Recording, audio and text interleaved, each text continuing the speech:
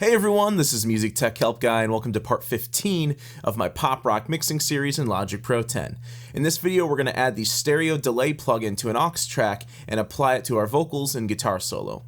If you'd like to purchase this session and practice mixing and follow along with me, I've included a link in the video description below.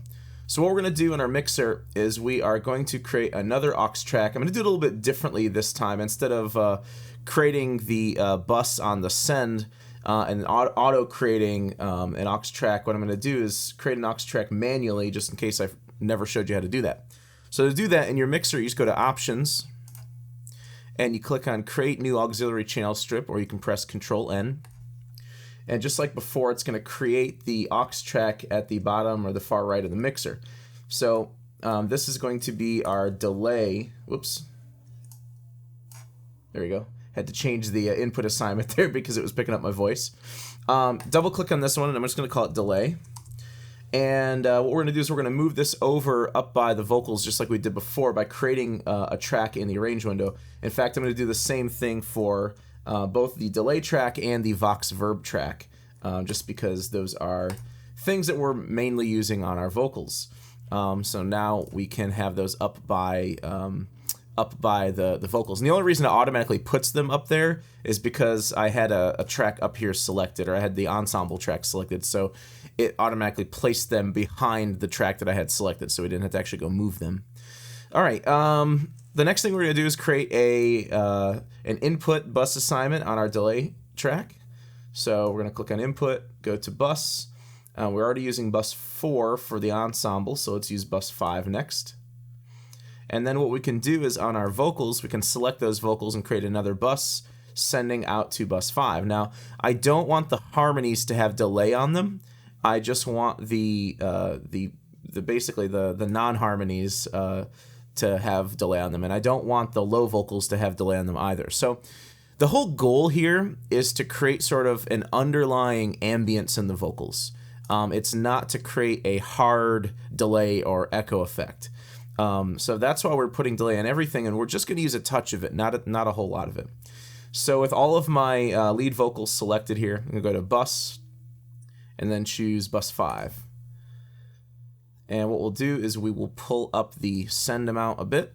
There we go. I'm going to solo out the delay track, and then we'll assign stereo delay to it. So it's under delay, stereo delay. Now, one thing you may be asking is why not use Delay Designer? It's a more advanced plugin. It's got a lot more controls in it, but Delay Designer is more of like a tap-based delay, whereas stereo delay is more of a feedback-based delay. I find, and this is just personal preference, I find that Delay Designer is just too much for vocals. I want simple, short delay that doesn't last a long time on vocals. If I want something to be really ambient and create like a musical effect on an instrument or synthesizer, then I might use Delay Designer instead. But for this, I'm going to use the stereo delay. So let's load that on there. Let me just make the window a little bit bigger so you can all see that better. There we go. So let's just talk a little about the basic controls of stereo delay. Inherently, it's that, as the name implies, it's a stereo delay. It's actually two delays in one. One delay for the left channel, one delay for the right channel. One of the biggest things to keep in mind is you can tempo sync the delay channel. So with the tempo sync off, you're basically just choosing a delay time, like a fixed delay time in milliseconds. If you tempo sync the delay, you can move over to musical values now, like quarter notes, eighth notes, half notes, and whatnot.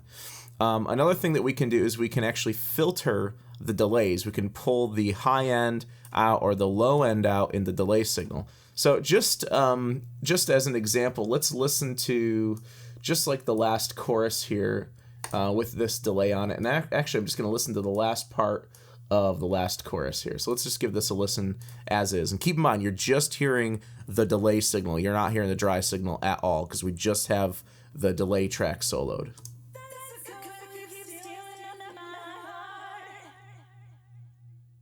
All right, so you're hearing pretty much like the full frequency range of the original recording. What I want to do is sort of band pass the delay so we just hear more or less the middle frequencies. I don't want to hear a whole lot of the high end or a whole lot of the low end.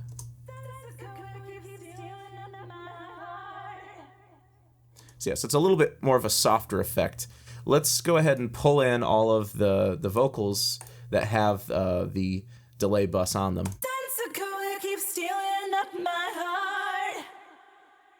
Yeah, so you can hear it's a lot louder with the dry signal in now. All right, so what I'm gonna do is I am gonna pull the bus amount up just a touch. I want to hear a little bit more delay, but I kind of want to hear a slower delay. So instead of a quarter note in the left channel and an eighth note in the right channel, let's try a half note in the left channel and a quarter note in the right channel. Let's give this a listen.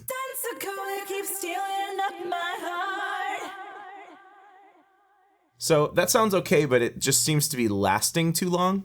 Let's go ahead and just, for example, I'm going to mute the vocal reverb and the vocal ensemble effect. Let's play with the feedback amount. Now, feedback in delay is essentially how long the delay lasts for, not the actual length of each tap or echo in the delay, but basically how much of the delay is being fed back into the circuit per se. If you pull the feedback way down, like down to 0, this is what's going to happen. You just hear one echo, hear one quarter note and one half note delay, with nothing tailing off after that. As you pull up the feedback, you're going to hear that delay tail last a lot longer.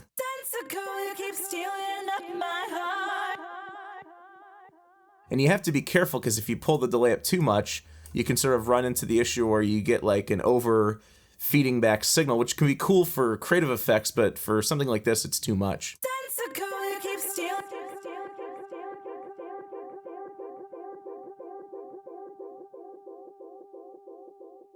So you end up with something like that where it just continually delays and doesn't stop.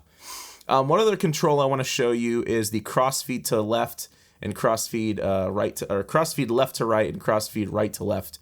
What this does is it actually just feeds some of the signal from the left delay over into the right and the right over to the left. So you don't have two completely separated delays, that you actually can get some of the right delay in the left channel and some of the left in the right channel. So I'm just going to do that to sort of balance out the delay a bit more, pull the feedback way down. I'm still kind of getting more high end than I want, so let's pull a little more of the high end out. Let's see what that sounds like.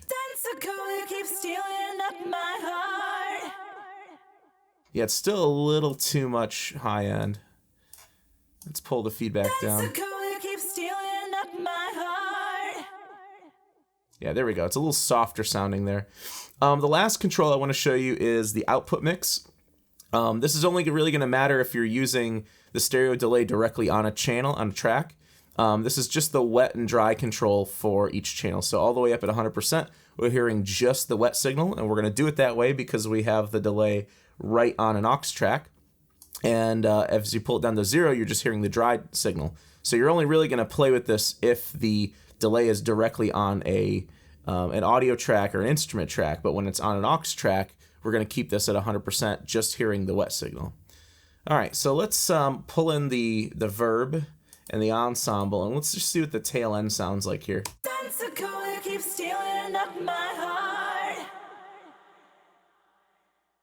There we go. So that's cool. Let's try that with the whole song in, and let's give that a listen. I'll just listen to the whole last chorus here.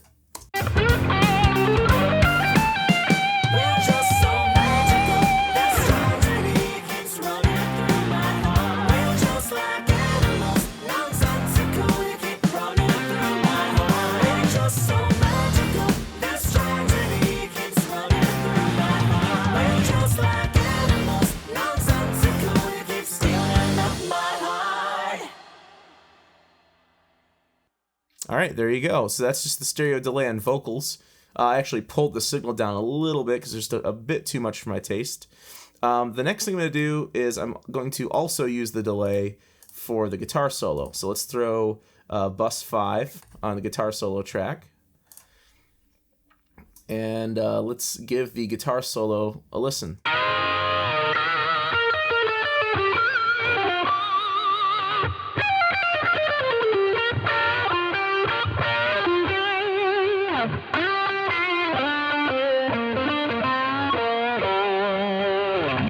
Cool. Gives it a nice little sort of slap back on it, a little bit of little bit more ambience for us. Let's listen to that in the mix as well.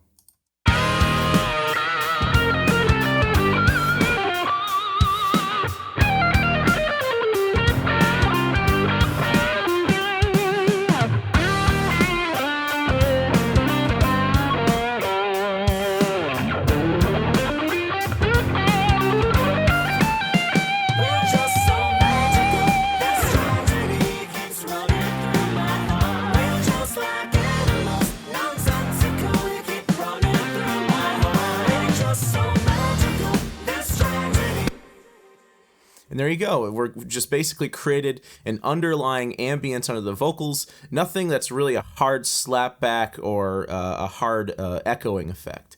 So in the next video, what we're going to do is we're going to start grouping together our sets of instruments and voices and doing some bus processing on those groups. So I hope you guys enjoyed the video, and thanks for watching.